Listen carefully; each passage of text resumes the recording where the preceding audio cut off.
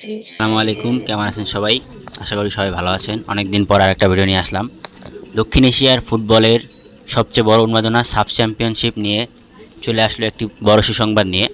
তো দীর্ঘ ৮ বছর পর বাংলাদেশ সাফ চ্যাম্পিয়নশিপ অনুষ্ঠিত হতে যাচ্ছে। সর্বশেষ ২০০৩ সালে ঢাকায় অনুষ্ঠিত সাফ চ্যাম্পিয়নশিপ জিতেছিল বাংলাদেশ। তারপর কেটে গেছে দীর্ঘ ৮ বছর। এর মধ্যে বাংলাদেশ আর কোনো দিন সাফ চ্যাম্পিয়নশিপ জয় করতে পারেনি। দীর্ঘ ৮ বছর পর বাংলাদেশ কি সেই শিরোপা পুনরুদ্ধার করতে পারবে? ভিডিওটি সম্পূর্ণ দেখুন। ডিফেন্ডিং চ্যাম্পিয়ন হিসেবে এই টুর্নামেন্ট খেলতে নামবে ভারত, যাদের দখলে আছে রেকর্ড ৮টি শিরোপা।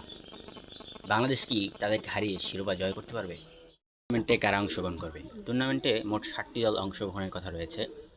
বাংলাদেশ, শ্রীলঙ্কা, ভুটান, ইন্ডিয়া, পাকিস্তান সহ মালদ্বীপ, এই ৭টি দল নিয়ে টুর্নামেন্টটি অনুষ্ঠিত হওয়ার কথা রয়েছে। টুর্নামেন্টের অফিসিয়াল আপডেটের দিকে নজর রাখলে দেখা যাচ্ছে ২৫শে জুলাই ঢাকায় অনুষ্ঠিত হবে এর লোগো উন্মোচন, আর ১লা আগস্ট ভুটানের থিম্পুতে এর অফিসিয়াল ড্র হওয়ার কথা রয়েছে। বিশ্বকাপের ঠিক পরপরই অনুষ্ঠিত হতে যাওয়া এই টুর্নামেন্টে নিয়ে দর্শকদের মাঝে দারুণ উত্তেজনা কাজ করছে।